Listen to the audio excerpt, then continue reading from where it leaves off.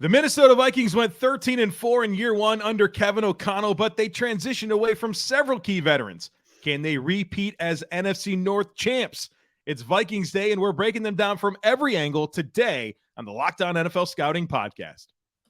You are Locked On NFL Scouting with the Draft Dudes, your daily podcast for NFL and college football scouting. Part of the Locked On Podcast Network, your team every day. What's better than this? It's guys being dudes here on the Locked On NFL Scouting Podcast. We're the Draft Dudes. I'm Joe Marino from Locked On Bills. He's Kyle Crabbs from Locked On Dolphins. And we are your NFL experts here with you daily to talk team building across the league on the Locked On NFL Scouting Podcast with the Draft Dudes, part of the Locked On Podcast Network, your team every day. We'd like to thank you for making Locked On NFL Scouting your first listen every day. And, of course, a big welcome and shout-out to our everydayers. You know who you are. Those of you who never miss a single episode, we appreciate y'all being here very, very much. Joe, happy National No Cavities for Kyle Day. Oh, big to you here. Congrats on Locked On NFL Scouting. Yeah, had my dentist appointment at 8 this morning before we recorded. Yeah, it's clutch. Way to get that in, man. How they look? They look good. Beautiful. Nicely done. Nicely on done. the YouTube channel. Yeah. Speaking of the YouTube channel, I feel very compelled to tell people that I am not at my normal house. So, like, if you're just tuning in for the first time and you're like, "What's up with this guy's background?" You know, like, listen, Joey's got a floor stand lamp behind him there, and it looks like a throw rug on the curtain rod for the curtains. And we're in a. How's the beach? The beach good? It's lovely. It's been lovely so far. Rain the rest of the week. So if you have anti-rain dances, if you could do those, that'd be great. So I did have one final thought on No Cavities for Kyle Day. Okay, here on the show. Is there a more beautiful art form than being a dental technician? I think that's what the job title is. Like the person who actually does the initial cleaning of your teeth. Yeah. Who doesn't turn into Jason Voorhees or Michael Myers or Freddy Krueger with your gums and can like successfully clean your teeth without just hacksawing away. My technician now is outstanding, but I've had bad ones before that I'm convinced that they're just like blood sport. Well, and the conversation component of it's also key, right? You gotta thread the needle between what they're going to say to you or what they're not going to say to you, and all the dynamics you just referenced. And strategizing your own responses with tools in your mouth. Right, man. It's like, yeah, I can sit here. I can't even nod my head to agree with you, right? Because you're working in there. So that shout out to all of the artistic dental technicians out there for the work that you do, because it can be a very pleasant or unpleasant experience depending on some of the finer points. And tip of the cap to the woman that I had this morning because she was outstanding. All right, we're talking Minnesota Vikings here today on the Locked On NFL Scouting Podcast, and this is such an interesting football team because they came out, they won 13 games under Kevin O'Connell in their first season and had some pretty crazy wins along the way. I think we all knew watching it last year that, hey, like, good for this football team. I think it's great that they won these games. Cockroaches. But they're purple cockroaches. Yeah, that's a fair way to put it. But I think there's a lot of goodwill that goes into that. When you're Kevin O'Connell and you can step in the first season and be able to put up a 13-win season, that's going to buy a lot of goodwill, right? Towards the organization, towards the players, towards the fans. And I think it's going to allow people to kind of buy in and let this play out. And obviously, they've made some calculated choices. And we're going to talk about that as we move along this discussion because we're focusing on the offense here right now. But it is an interesting football team to kind of calibrate and have that lens as we start this conversation. But offensively, it's an interesting football team. They've done a lot here in terms of draft pick investments to assemble an offensive line. And I think they've had some decent hits, right? Obviously, Ezra Cleveland's turned out to be a serviceable starter, Garrett Bradbury, but I think their tackles, being able to draft Christian Darrisaw and what he has turned into for this football team after 2 seasons, looking like he's on this pathway to being one of the premier left tackles in the game, to go with a really high-quality football player in Brian O'Neill. And it feels like for so many years we've talked about the Vikings and the offensive line and just kind of piecing it together. And we'll see on Ed Ingram. It was a bumpy road for him as a rookie. But I think there's reasons to be optimistic there. I think he was worth a day 2 pick. I thought of him as an NFL starter. I'm sure he'll grow in year 2. But I feel like for the first time in a long time, I can look at this Vikings offensive line and feel somewhat good about what's there. Now, I think that, like maybe Garrett Bradbury's not a super high impact, going to be one of the premier centers in the league, but I think he's serviceable. But all in all, I say all that to say that I feel like the conversation about the Vikings and the offensive line has really turned the corner here over the last couple of years. Yeah, I think they have really strong bookend tackles. I think the challenges that Minnesota has, particularly up front, stems on the interior with an Ingram in year 2, Garrett Bradbury in the run game specifically. I mean, Joe, for all of the talk about Kevin O'Connell and this team comes in and is 8th in the league in scoring offense, I felt they were very feast or famine in the run game this past season. And I know they didn't call a great volume of runs. They were 28th in the league in rushing attempts, but 4.1 yards per attempt was 26th in the NFL in yards per attempt. And you look at Philadelphia, dominated them up front, 62 rushing yards. New Orleans, 81 team rushing yards. The Dolphins, 78 rushing yards, and 55 of those came on one Dalvin Cook run in the final 5 minutes to put the game on ice. You seem to remember that well. Yeah, that one was hard to forget. Washington, they ran for 56 yards against Washington, 73 against Dallas. New England, 57, 22 against Detroit. I mean, and then the playoff game against the Giants with those defensive tackles, 61 rushing yards. So I think for the offensive line to take the next step, oh, by the way, Dalvin Cook's no longer here either from a running game perspective. And I don't know that that's necessarily a horrible thing or a bad thing or a good thing. It's just an acknowledgement that there's some change there.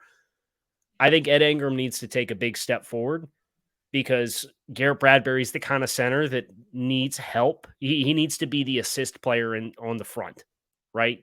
And teams that are going to put somebody head up on Garrett Bradbury and occupy the B gaps and force you to go man on man on the interior, I don't know how much success you're going to have running the ball in between the tackles because Garrett Bradbury is just not that kind of player, right? So I think that's why the strength of the tackles and having Johnny Munt with TJ Hockenson as blocking presence players at tight end is really essential. I think this has to be a team that's more consistent capturing the edge because I just don't know unless Ed Ingram takes a major step forward that the DNA is here to consistently run the ball downhill.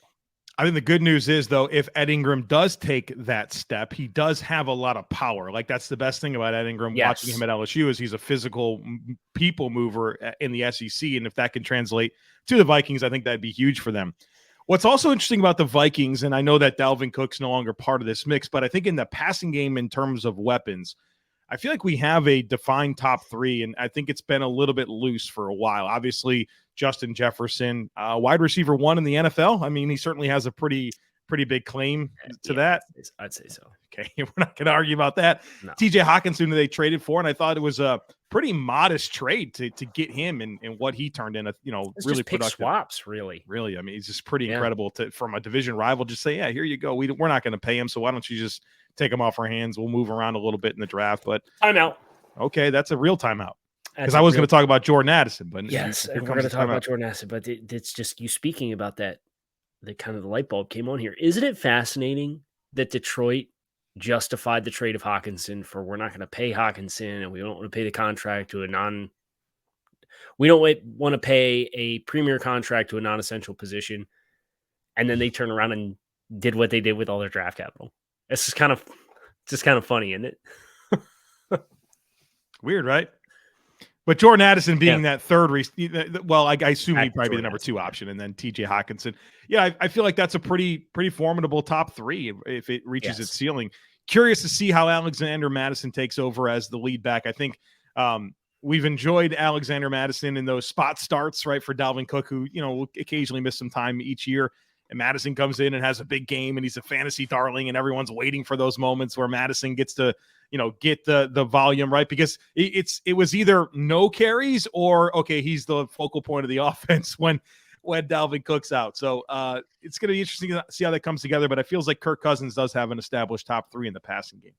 So I have a hot take about Alexander Mattison, but I'll do that after we tell everybody about their opportunity over at FanDuel. Yeah. So maybe you're a Minnesota Twins fan and you're fully aware that baseball season is in full swing, and there's no better place to get in on the action than over at FanDuel, America's #1 sportsbook, because right now new customers can get a no-sweat first bet up to $1,000. That's $1,000 back in bonus bets if your first bet doesn't win. Just go to FanDuel.com/lockedon today and join. And folks, they got a lot of great stuff going on. There's great promotions every single day. It's safe, secure, and easy to use app. And I also love the football futures bets that you can get in on. So player props, Justin Jefferson receiving totals, Kirk Cousins passing totals. Maybe you're in on Alexander Mattison. You want to bet the over on his production. You can check that out all over at FanDuel. There's simply no better place to get in on all this action than America's #1 sportsbook. So don't miss your chance to get that no sweat first bet up to $1,000 when you join FanDuel today. Again, that's FanDuel.com/lockedon. FanDuel, official partner of Major League Baseball.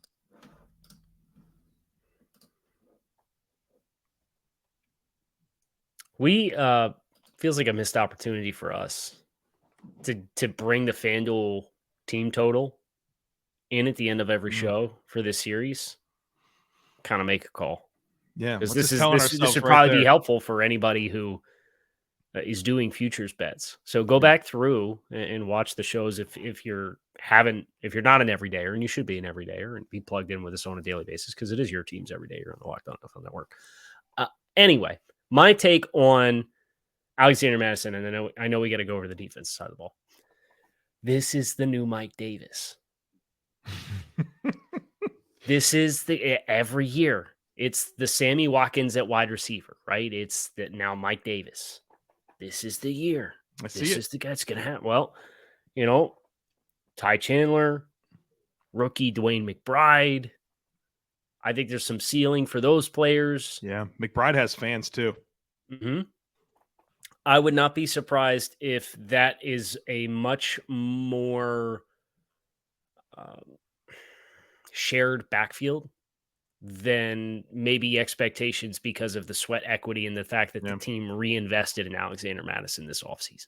Well, and Wengu, for how good he is as a returner, you might want to try to get him the ball a little bit more offensively and see what that looks like, because I'd want to find out for sure. Right, absolutely. So that's the offense. Defense, Brian Flores takes over this unit. Kyle, I would love to get your initial prevailing thought as we consider the Vikings defensive personnel. A lot of transitions here. No Zadarius Smith, no Eric Kendricks, no Pat Pete. Really different looking unit. Yeah, make sure I have, for those of you who are up on the YouTube channel, I do have the depth chart up.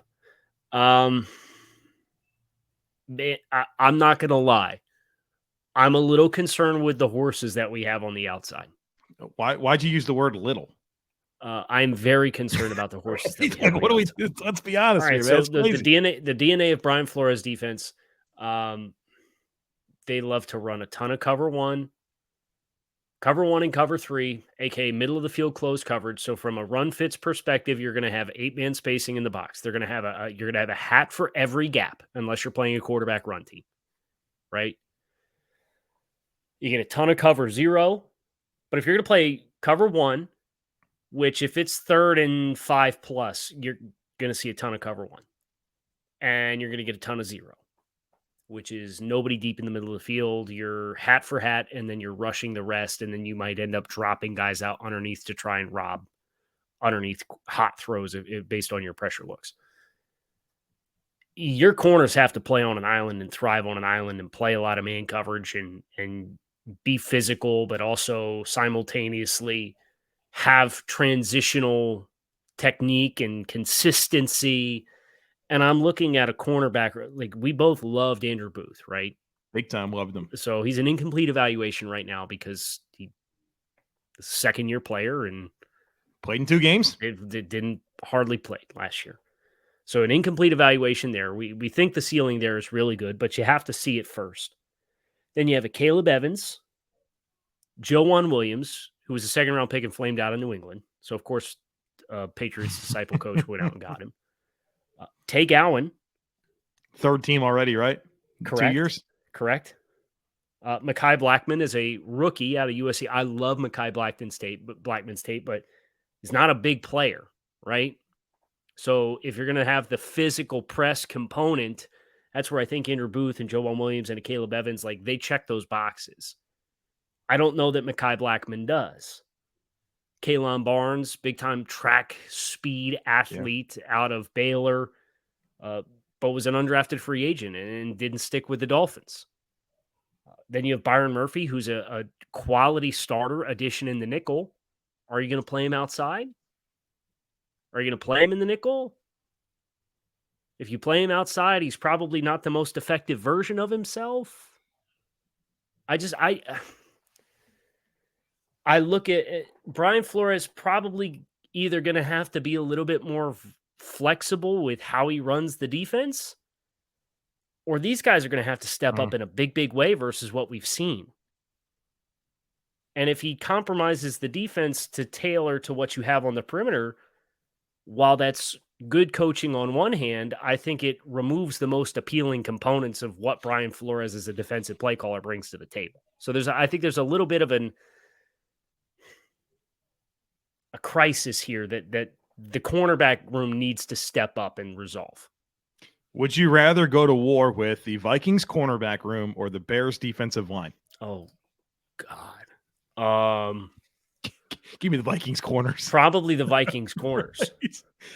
Fair amount of concern both ways. Man, I hope Andrew Booth puts it together. I loved him at Clemson, but injuries has really been the issue. I mean, he only played in 2 games last year. A bunch of stuff popped up late in his final season at Clemson and throughout the draft process. So hopefully he can be an answer. I'm sure they're excited about Lewis Cine, right? He missed like his entire rookie season, right? I mean, yeah, he felt like he really only started coming into getting reps before he got hurt in London last year. So that's, I think he can upgrade Cam Bynum and maybe use Cam Bynum a little bit more in a versatile role as a sub-package player. And then Harrison Smith, who's aging, but, still an impact player and an important player for this defense. Is they need some veterans here that are going to be on the field every single snap. And I think they'll get that from Harrison Smith. I'm excited about Brian Asamoah. Not that he played a ton last year, but I liked him a lot at Oklahoma.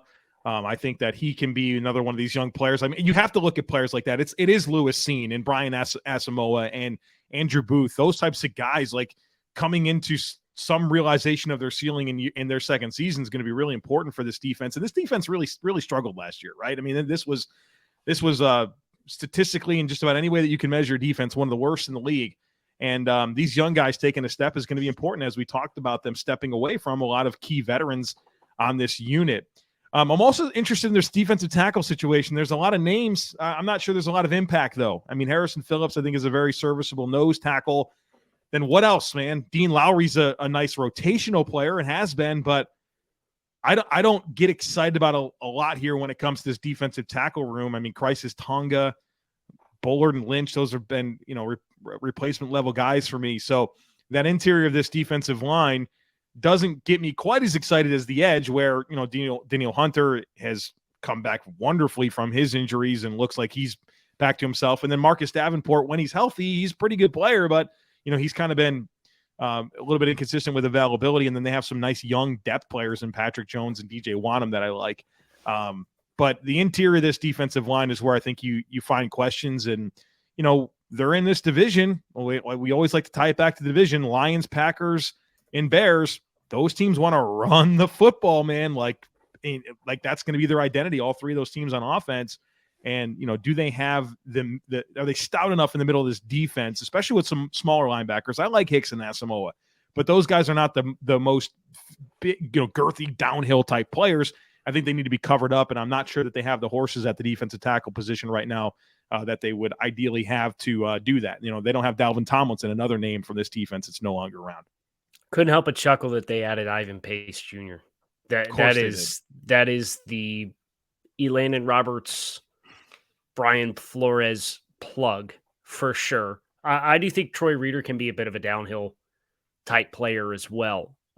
He's kind of been a teams guy that's gotten some smatterings. I know when he was with the Rams, he got some smatterings of defensive reps, and I think he's got the physical profile to at least be that kind of player. But I agree with you up front. I generally like the top 4 in the edge rush group with Danielle Hunter and Marcus Davenport and younger guys in Wanham and Patrick Jones. I think there's some nice horses there that you think about, again, going back to Flores' stops in New England and in Miami with guys like Dietrich Weiss and Emmanuel Agba. I think there's some comparables there with body types with these players that you'll probably see some success with. But up front, I generally agree with you. I think Atomo can kind of have a nice rotational role if he continues to develop, but he is more of a developmental type. I just want to bet with myself. I knew you were going to bring him up at some point in this conversation. Good. Congratulations. Today. So, yeah, I'm cashing in.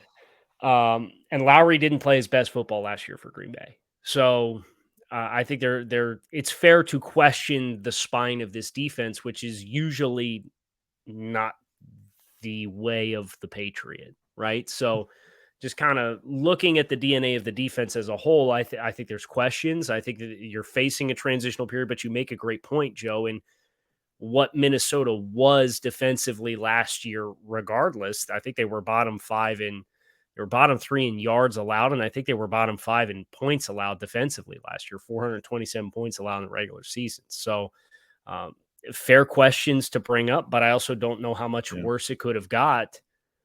And that's even with them losing the veteran type of players that they did with Patrick Peterson and with Dalvin Tomlinson, like you mentioned. So probably some lumps waiting, but I think trying your best to bridge and segue with youth and a scheme change that maybe you'll unearth some gems along the way. There's a reason for optimism. I just don't know if there's reasonable ceiling for year one for this Vikings team. No, you could hardly be upset about clinging to a nucleus of veterans that produced the defense that they had last year, right? So why not lean into some youth, lean into a new scheme and a proven defensive mind in Brian Flores? We didn't even mention the departure of Eric Kendricks either, who was also not necessarily his best in Donatel's defense last year, but regardless, there's a lot of new faces here for Minnesota, which brings the question of what are the expectations? Now, there's not too much that we need to come to consensus to in the way of players, but we would like to come to consensus for expectations for this Vikings team in 2023, and that is what we're going to do here to close on this episode of Locked On NFL Scout.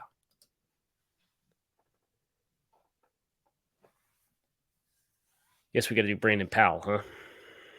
Yeah, it was the only player that Kyle and I didn't grade the same way after our independent research. Wide receiver, I put him 6. Yeah, I put him as right. We won't split too many hairs here. I put him as quality depth. I think Kyle, you had him as replacement level. This is the reason I put him in quality depth is I like him as a punt returner, and I think the last couple of years with the Rams, he's been a meaningful punt returner for them. And so I think as a wide receiver 6 that offers kick and punt return ability. And again, I mean, the kick return is Wangu is going to be their kick returner, right?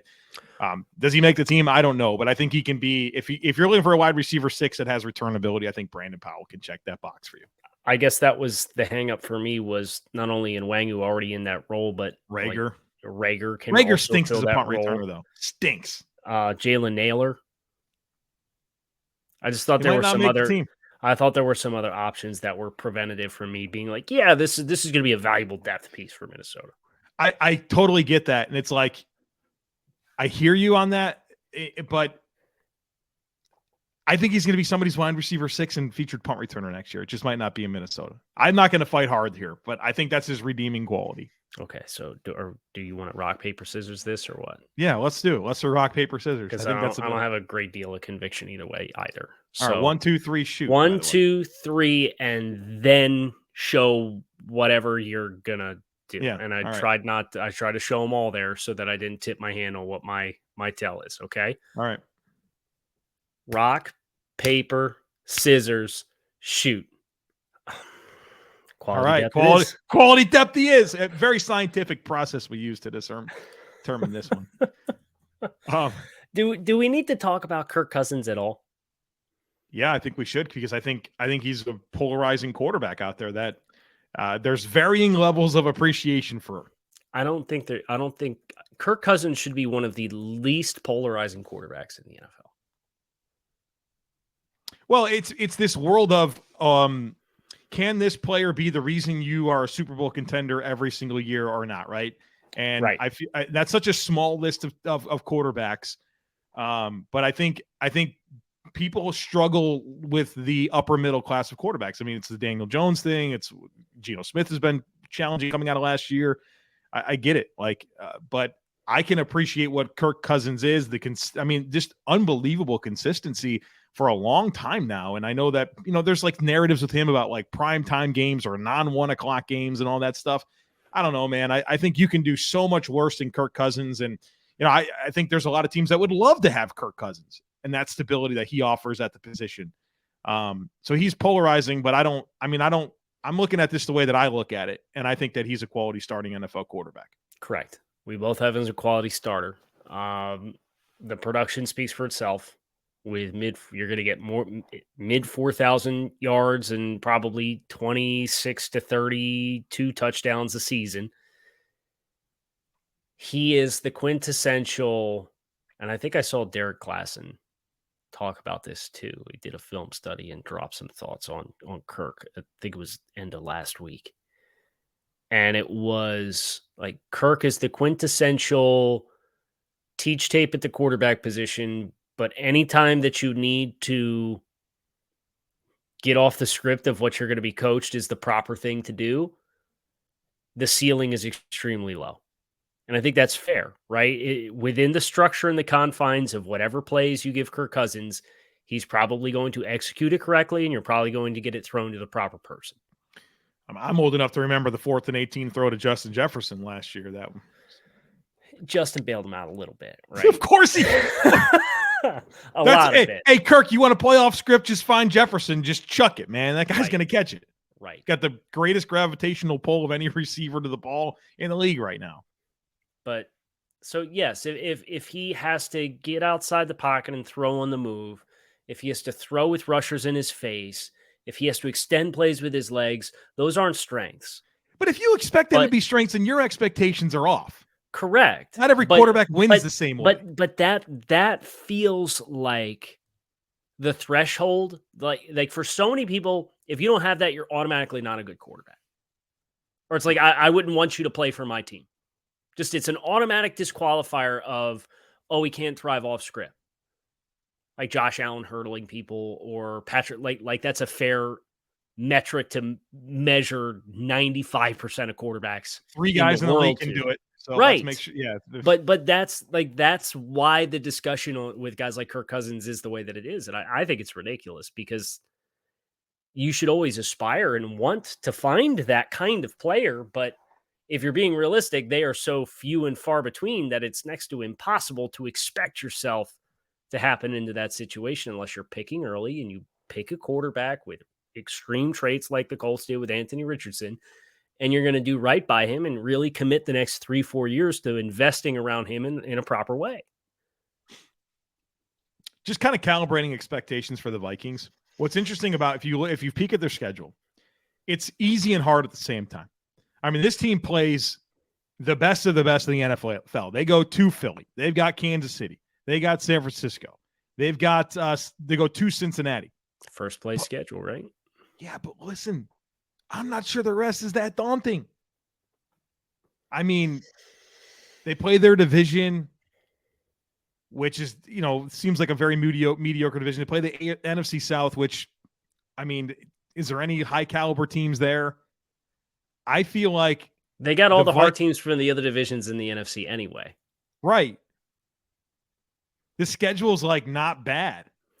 It kind of stinks that your unique AFC opponent is the Bengals, though, at Cincinnati. Yeah. That stinks. It's either going to be Buffalo, Cincinnati, Jacksonville, or KC. You're getting KC no matter what this year. I guess you would have preferred Jacksonville. Out of the other 3 teams that you mentioned, yes. Yeah, Jacksonville is the team that has the most questions because they're the newest on the scene of playoff contenders. Yes, for sure. I think it sets up very and all of those games are so nicely spaced out for Minnesota. They don't stack up, right? Like I look at their schedule and I find like a bunch of like, oh man, this could be a skid. They could really stack some L's here. I could see them. I could see 7 to 9 wins. 9 wins might win that division. Look, 11-0 in the regular season in 1-score games last year. Unheard of, right? You had the biggest comeback in the history of the NFL against the Colts. Dude. You had the crazy game against the Bills, right? Like there's this litany. Kirk Cousins had 8 game-winning drives in the fourth quarter of games last year. Totally normal, right?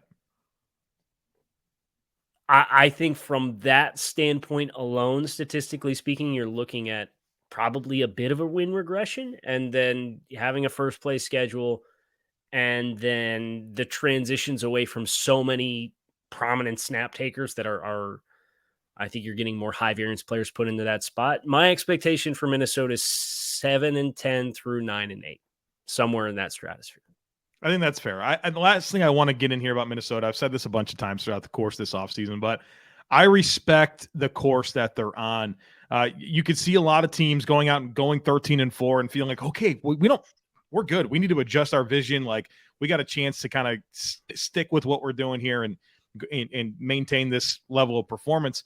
I think Minnesota's been honest. I think the what they pitch to ownership about their vision, their blueprint for building this football team, I think they're sticking with it despite winning 13 games, right? We talked about all these players that the transition away from, leaning into youth, not being satisfied with, kind of their defensive scheme and making some changes there. I think that this team has been really honest with themselves, and I give them a lot of credit for that because I don't think a lot of teams do.